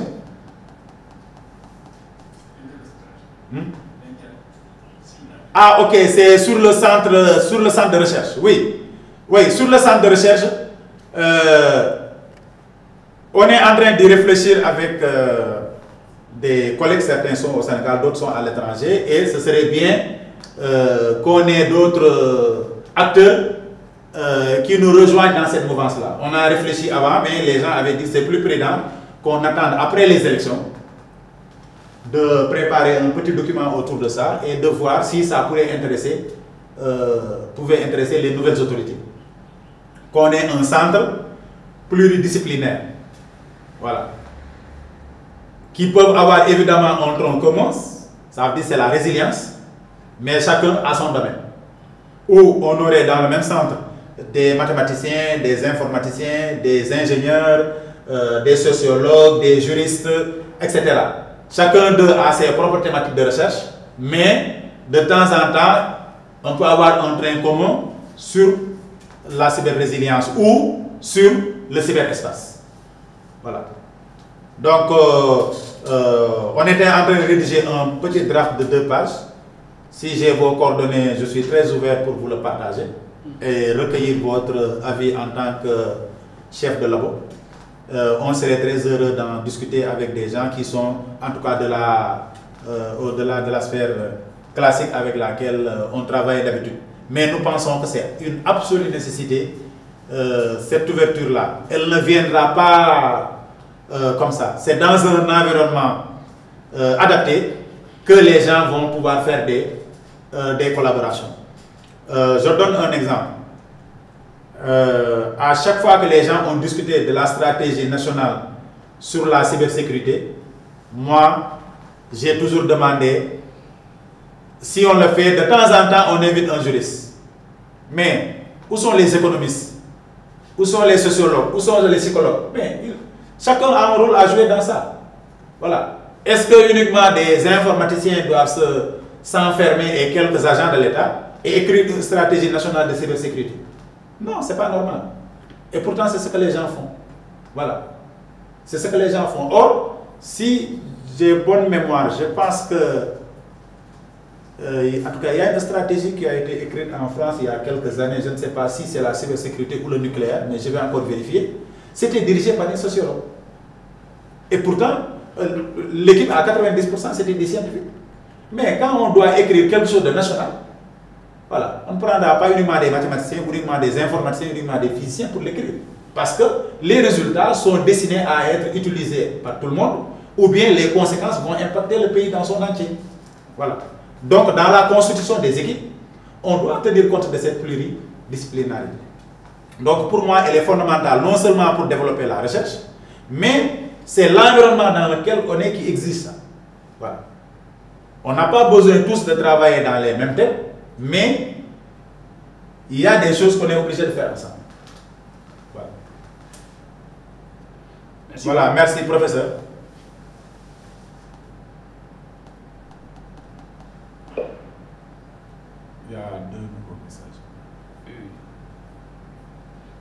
voudrais pas interférer avec les autres questions, mais vraiment, chers collègues, c'est une invitation que j'ai saisie au bon. Et effectivement, ce serait presque une première, cette coopération, une coopération de cette nature-là. Vraiment, bravo pour ce genre d'initiative et espérons qu'elle verra le jour très vite et qu'on aura surtout le soutien des gens là-bas. Merci beaucoup. Il y a deux questions ici. L'une, c'est est-ce que la machine quantique est commercialisée? En tout cas, une machine quantique telle que les scientifiques l'attendent, on ne l'a pas encore. Mais il y a des choses qui existent. Voilà, il y a des choses qui existent. Peut-être qu'une prochaine fois, on pourra faire une présentation. D'ailleurs, là, je suis venu avec un chercheur sur l'informatique quantique. Il est venu nous rendre visite. C'est un Sénégalais qui est actuellement au Japon.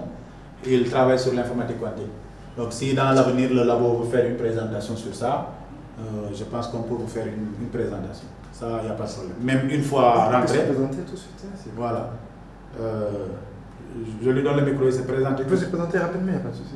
Voilà, il a dit vous présenter une minute. Après, vous continuez.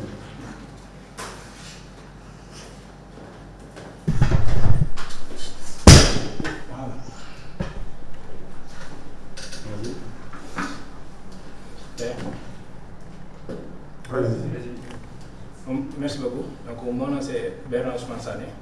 Donc, je suis un ancien étudiant de professeur Sao, donc celui qui a eu à m'encadrer durant mon master. Et aussi, j'ai eu à faire la thèse ici au Sénégal, donc en collaboration avec une université japonaise. Donc, c'est après la thèse aussi que j'ai obtenu une position donc, au Japon donc, pour travailler dans l'Internet quantique. Donc, particulièrement aussi dans la construction de la machine quantique. Donc, aujourd'hui au Japon, nous avons un projet donc, dans lequel nous voulons faire d'ici 2035 avoir ce qu'on appelle le jeu quantique. Donc, comme le prof l'a dit, on n'a pas encore une machine quantique parce que dans la machine quantique, ce qu'on utilise, c'est le qubit et le qubit est très susceptible aux erreurs. Donc là, on a des machines, donc on appelle. Okay. Donc là, on n'a pas encore la machine quantique parce qu'on a des problèmes d'erreur. Mais on a des machines intermédiaires. Donc aujourd'hui, IBM met en place que les gens peuvent utiliser au niveau du cloud. Mais on espère que peut-être d'ici peu, on peut avoir une machine quantique donc, qui est full fault tolerance. Donc les gens ont en train de travailler dessus. Les entreprises aussi ont en train de se concurrencer dessus. Donc tout le monde veut construire la première machine fault tolerance. Donc voilà, les entreprises sont en train de se concurrencer donc, pour produire la machine en première. Donc on ne sait pas qui va gagner la compétition. Mais les gens ont en train de travailler là-dessus. Donc c'est tout. Peut-être si une autre occasion se présente, je pourrais vous faire une présentation là-dessus. Donc ça serait un plaisir de le faire. Merci. Ça, avec plaisir. Merci. Voilà, ça c'était donc concernant les ordinateurs quantiques. On espère que si le centre de recherche dont on parle là se met en place, évidemment, les ordinateurs quantiques auront leur place. Donc l'autre question c'est, il demande la différence entre la cryptographie quantique et la cryptographie classique.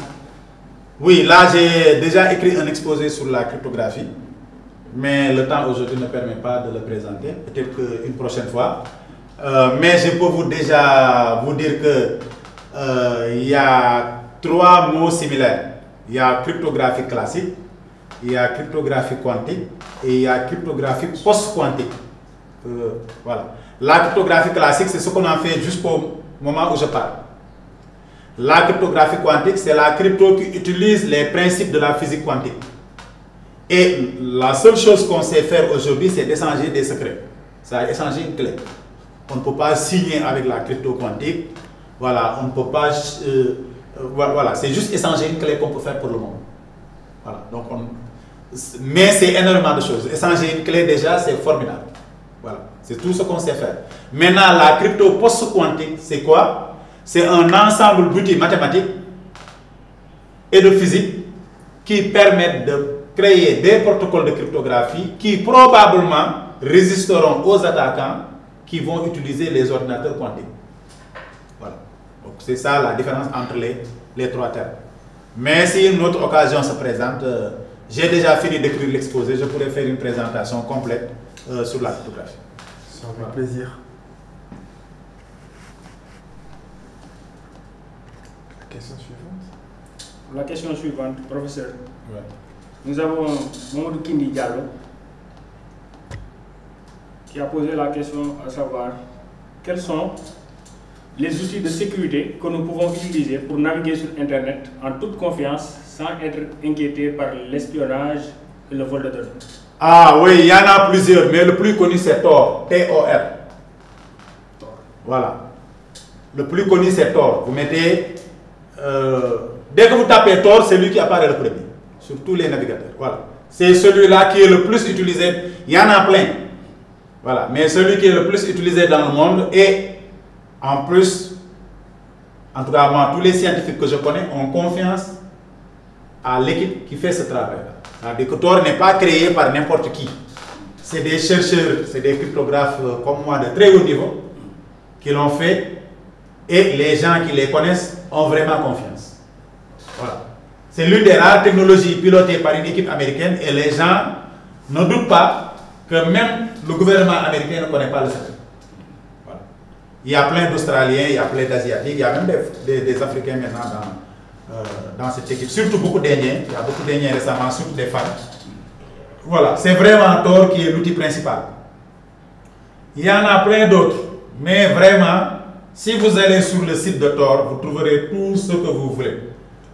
Ça vous permettra, d'ailleurs on dit que quand vous êtes important, évitez de naviguer avec les moteurs de recherche classiques. Parce que vos adversaires vous surveillent. Voilà. Si vous êtes directrice, si vous êtes chef quelque part, quand vous allez sur Internet, utilisez Tor. Là, ni votre gouvernement, ni vos adversaires étrangers ne peuvent vous surveiller. Surtout avec les cookies. Oui, mais si vous êtes sur Tor, vous n'avez aucun problème. Voilà. On ne peut pas vous suivre. C'est lui-même qui gère tout ça. Voilà. Nos Tor, les gens ont fait un travail extraordinaire. Et il n'y a pas que Tor, ils ont développé beaucoup d'outils. Mais l'outil le plus connu, c'est Tor. Il y en a plein. Mais le premier vraiment, c'est Tor. Maintenant, quand on va présenter l'exposé sur la crypto, je donnerai tous les outils qui protègent, parce que c'est des outils de cryptographie. C'est pour ça que je ne les ai pas présentés ici. Si j'avais parlé de l'autre exposé, j'allais présenter Tor. Voilà. Donc, tous les outils qui permettent de protéger, en tout cas les données personnelles, ce sont des outils de crypto et c'est dans le deuxième exposé. Voilà. Donc, si on doit le faire un jour, j'insisterai sur cette partie-là. Voilà. Et qu'est-ce qu'est l'hygiène informatique? Ça veut dire qu'est-ce qu'on doit faire pour, en tout cas, qu'il y ait un minimum de sécurité pour nous-mêmes, voilà, en tant que citoyens. Donc, s'il doit y avoir une deuxième présentation, je ne manquerai pas d'insister dessus. Question suivante. La question, est-ce qu'il y a une autre question? Je vais vous demander. Lui, il voudrait demander si la machine quantique est commercialisée. Donc, disons qu'il y a des choses qui sont en train d'être vendues, surtout des waves, mais bon, il faut seulement dire que quand on dit ordinateur quantique, il y a un résultat final vers lequel tout le monde va aller. Dès le départ, les scientifiques ne peuvent pas l'atteindre directement. Donc, il y a des étapes intermédiaires. D'accord? On est dans ces étapes intermédiaires-là.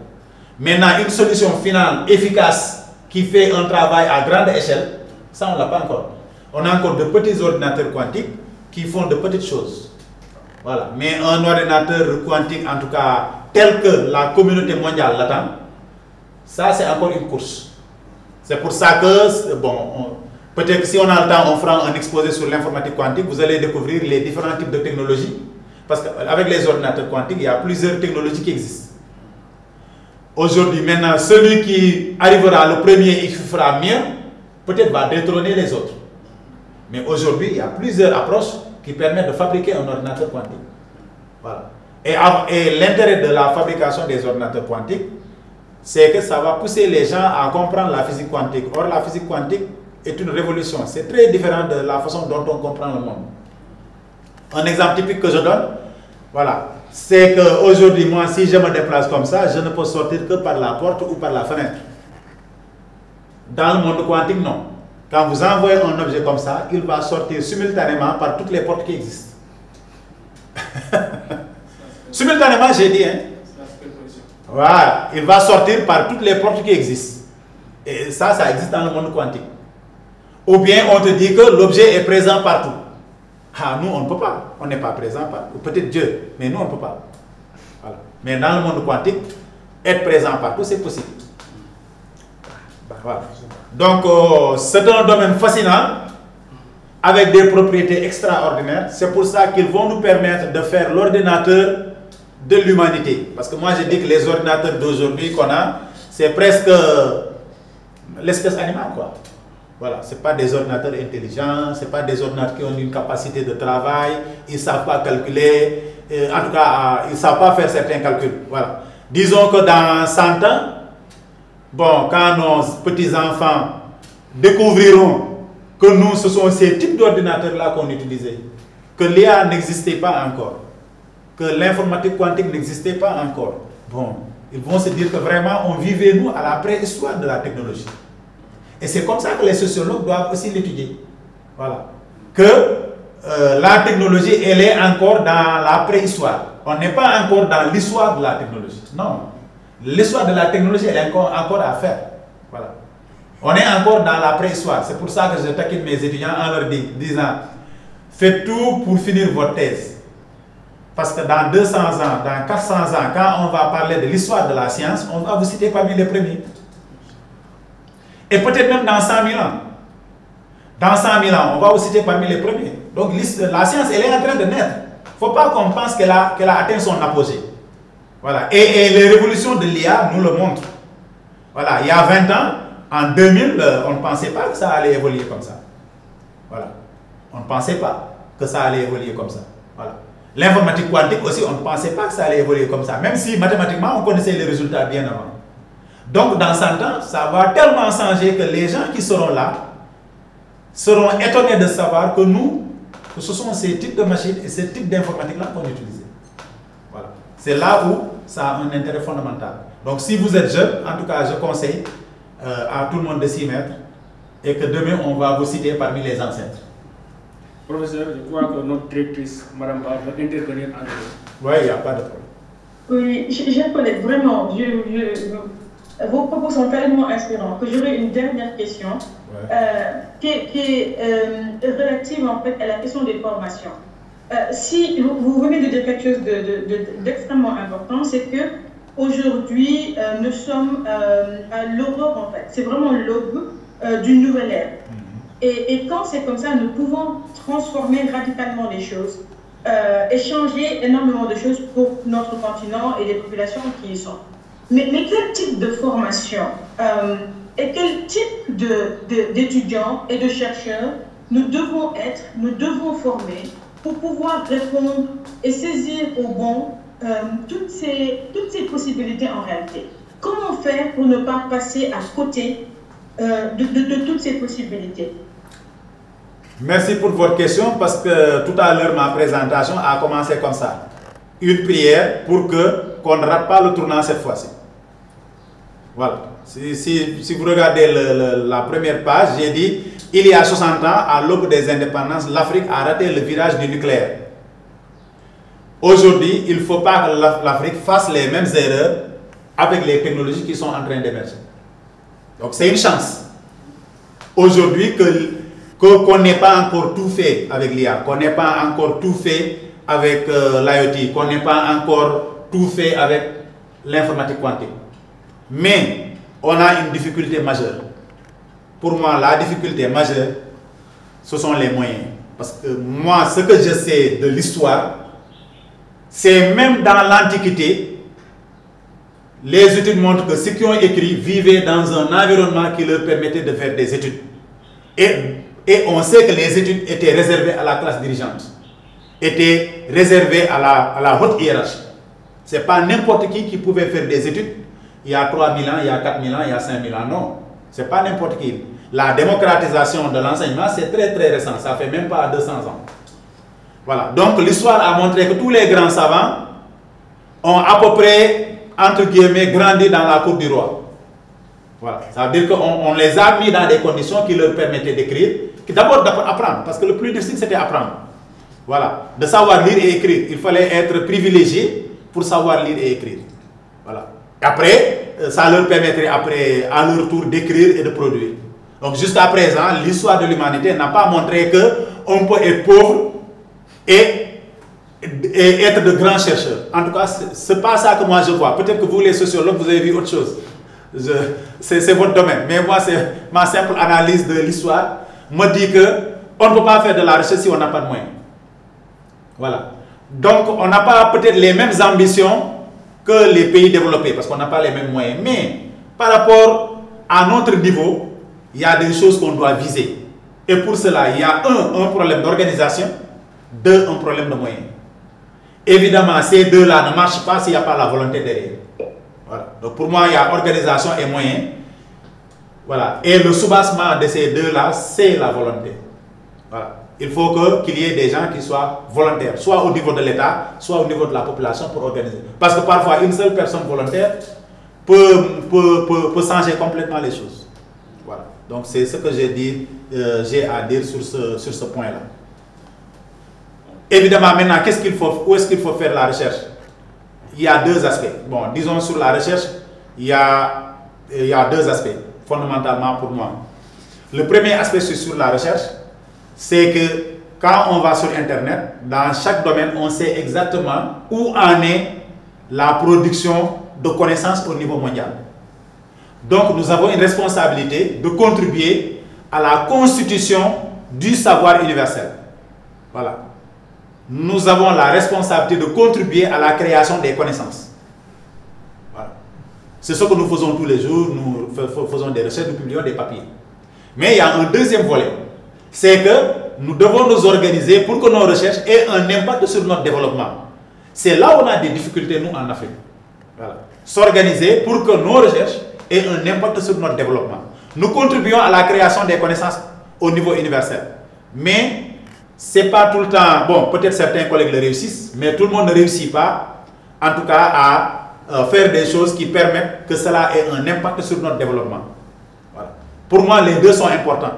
Il ne faut pas uniquement faire des choses pratiques, mais il ne faut pas uniquement aussi faire développer des concepts de recherche de niveau international, alors que de temps en temps, on ne fait pas des choses qui peuvent être utiles à la société.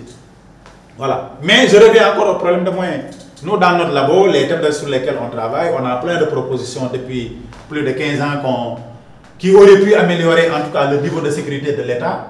Mais bon, est-ce qu'on est entendu? Ça, c'est une autre question. Parce que fondamentalement, une recherche de qualité ne peut pas être réalisée si on n'a pas de moyens. Voilà. Même aujourd'hui, les mathématiciens et les philosophes, dont on disait qu'ils ne travaillent que dans le domaine des idées, ont besoin de moyens pour développer leur propre recherche. À plus forte raison si on s'intéresse aux technologies émergentes.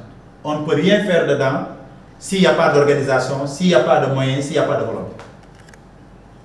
Merci. Professeur, nous allons peut-être passer à notre dernière question. Il demande, est-ce que la cybersécurité, on peut faire la cybersécurité sans un background en informatique? Bon, ça dépend de ce que tu cibles dans la cybersécurité. Si tu t'intéresses au management et à la gestion de crise, sans aucun problème, quelqu'un qui a fait série L peut faire ça. Si tu t'intéresses aussi uniquement au codage, quelqu'un qui a fait L2 peut être un très très bon développeur, il n'y a aucun problème. D'ailleurs, on connaît tellement de gens qui ont fait une série L2 qui sont devenus de très bons développeurs, on ne peut pas les compter. Voilà. Il y en a plein, donc à ce niveau-là. Peut-être que si tu veux faire série L et que tu veux faire des recherches qui utilisent beaucoup de maths ou beaucoup de physique, tu auras des difficultés parce que tu n'as pas appris ça. Voilà. Mais si c'est vraiment la cybersécurité, côté management, côté gestion de risques, pour moi, il n'y a aucun problème pour un étudiant de série littéraire de faire ça. Si c'est quelqu'un qui faut faire vraiment du génie logiciel, voilà, sans entrer peut-être trop dans la théorie, mais juste être capable de développer des applications, je ne vois pas pour quelle raison que peut-être même il serait mieux outillé pour faire ça. Voilà, parce que parfois les scientifiques, ils ont des contraintes pour faire des choses pratiques. Voilà. Ils veulent tellement tenir compte de choses ou relever le niveau, finalement, ils n'arrivent pas à faire quelque chose. Voilà. Moi, je pense que quand on fait du développement web, quand on fait du génie logiciel, quand on fait de la gestion de risque, probablement peut-être quelqu'un qui a un profil littéraire serait même meilleur. Voilà. Et je ne veux pas donner de nom. Au Sénégal ici, il y a au moins quelqu'un qui avait écrit un livre sur la cybersécurité, ça l'a rendu très populaire. Finalement, Orange l'a pris comme boss sur la cybersécurité. Il a quitté Orange. Maintenant, il est aux Nations Unies. Il gère toute l'Afrique de l'Ouest sur la cybersécurité. Et Dieu sait qu'il a un paquet. Je ne donnerai pas son nom. Mais les gens qui sont dans le milieu le connaissent. Il a écrit un livre. Et tout le monde respecte son livre. Moi-même, je l'ai lu. Voilà. Donc, il n'y a pas d'obstacle pour moi à faire la cybersécurité. Voilà. Peut-être maintenant, s'il y a certaines choses très techniques dedans, bon, ce n'est pas ton objectif. Voilà. Parce que la cybersécurité, c'est très vaste. Voilà. Tu ne vas pas développer des armes de cryptographie. Mais faire la politique sur tout ce qui est cyberpolitique, pour résumer, tout ce qui est cyberpolitique, tu peux faire. Voilà. Tu peux faire ça, il y a aucun problème. Maintenant, aujourd'hui, avec l'IA, je pense que même les littéraires n'ont plus de problème en maths. Ah oui, parce que souvent, ce qui pose des problèmes, c'est il y a certaines choses, tu veux les résoudre, tu n'as plus besoin de savoir les résoudre. Tu as besoin de savoir bien poser le problème, l'IA le résout pour toi. Je pense que cette différence-là, en tout cas, l'IA va régler ça à 70%. Il y a énormément de choses, nous les scientifiques, on avait des problèmes de le faire parce qu'on n'a pas ces compétences littéraires. L'IA va nous aider à le faire. Il y a énormément de compétences qui manquaient aux scientifiques, aux littéraires dans le domaine des sciences. Ils n'auront plus besoin d'un scientifique pour les aider. L'IA va le faire à leur place. Aujourd'hui, si dans tes études, tu as besoin de données statistiques, mais tu n'as pas besoin de te fatiguer. Il suffit de bien expliquer la problématique à l'IA. Tu lui dis dans quelles conditions tu as récolté les données, mais il va te faire une analyse impeccable. Peut-être maintenant, si tu n'as pas le niveau, tu peux avoir des difficultés pour comprendre parfois le sens. Voilà, mais il te fera une bonne partie du travail. Tu n'auras pas besoin forcément de dire que non, tel logiciel c'est R, je ne le connais pas. Tu n'as plus besoin de connaître R si tu es littéraire. Non, tu n'as pas besoin de connaître R. Tu mets tes données sur l'IA, il te règle le problème. Mais seulement ça demande peut-être un peu de discuter un peu avec les gens pour connaître le sens, parce que c'est des chiffres, il faut connaître peut-être le sens. Et peut-être, s'il te fait une interprétation, que tu puisses connaître la portée de l'interprétation. Voilà. La difficulté avec l'IA, c'est la capacité de poser la bonne question. Voilà. C'est pour ça qu'encore le niveau où on en est, l'IA, c'est encore pour les experts. Voilà. Les gens pensent que c'est pour tout le monde. Non, pour le moment, non. C'est pour les experts. Parce que pour qu'il te fasse quelque chose de bien, il faut que tu puisses lui poser les bonnes questions de façon successive. En général, c'est comme l'individu, tu ne peux pas exprimer ce qu'il y a en toi en une seule question. C'est normal que si tu poses une question, la réponse de l'IA ne soit pas totalement à la hauteur de ce que tu veux. Mais en améliorant les questions, en les ajustant par rapport à ses réponses, donc c'est une interaction. Voilà, l'IA, tu lui parles, il répond, tu lis sa réponse, tu ajustes, il répond, tu lis sa réponse, tu ajustes, il répond. Au bout de quelques temps, voilà, vous arrivez à quelque chose de bien. Mais là, c'est une co-construction. Celui qui ne sait pas, il va dire non, c'est ça, non, il a tapé sur l'IA, il a donné. Non, c'est pas vrai. Peut-être quand c'est élémentaire, par exemple, vous donnez un exercice de mathématiques niveau collège, ou vous donnez une petite dissertation niveau lycée, vous donnez ça à l'IA, il va tout de suite faire une offre. Mais quand c'est intéressant, en général, l'IA ne peut pas trouver la solution d'un seul coup. Voilà. C'est une discussion progressive qui vous mène au résultat. Et le résultat, là, il est co-construit. Si tu lui redemandes ça, il ne peut pas le reproduire si vous ne repassez pas par le même chemin de co-construction. Voilà. Et donc, moi, tous ceux qui utilisent les outils de l'IA, j'ai dit, pensez à co-construction. Voilà. Dites-vous, je vais là-bas, on va ensemble faire quelque chose. Et tu as un avantage, parce que c'est toi qui sais ce que tu veux. Lui, il ne sait pas. Voilà. Donc, il ne peut pas te dominer pour le moment. C'est toi qui sais ce que tu veux, et ce que tu veux, vous devez le construire ensemble. Pourquoi? Parce que tu n'es pas capable, toi, de poser une seule question qui est complète. Si tu étais capable, oui, il pourrait répondre d'un seul coup, mais toi, tu ne peux pas. Parfois même, ce dont tu as besoin change au fil des réponses qu'il te donne. Donc, au départ, toi-même, tu as une idée de où tu veux aller, mais tu ne sais pas exactement comment, tu ne sais pas exactement quoi. Donc, c'est la co-construction qui, pour moi, est fondamentale dans le cadre de l'usage de l'IA. Voilà, si vous avez déjà fait des exposés dans l'IA, peut-être que vous comprenez bien ce que je dis. Voilà. Donc, professeur, si vous n'avez pas des choses à ajouter, je pense que nous pouvons conclure. Non, moi, je n'ai pas de conclusion particulière à faire. Sinon, me féliciter d'être invité ici. Et j'espère que ce sera l'occasion de faire venir d'autres collègues, en tout cas de Math Info qui sont à UCAD, à IGB ou à Bambey, ou en tout cas j'en connais plein, dans plein de domaines. Je serai très heureux moi-même de revenir ou de vous mettre en contact avec d'autres personnes qui pourraient venir traiter. La même thématique peut être traitée par plusieurs collègues, chacun va aborder un aspect. Et différentes autres thématiques qui tournent, en tout cas autour du numérique. D'accord. Merci, professeur, pour cette belle et pertinente intervention et présentation. Nous vous remercions vraiment. Nous avons beaucoup appris également de par vos analyses et la qualité des analyses que vous avez fournies. Je suis profondément impressionné par la qualité et la profondeur des analyses. Je suis vraiment content pour votre présence ici aujourd'hui au niveau de nos locaux. Je tiens également à remercier sincèrement ceux qui sont les participants, qui sont actifs de par leur présence, leur participation active au niveau du chat avec leurs questions pertinentes.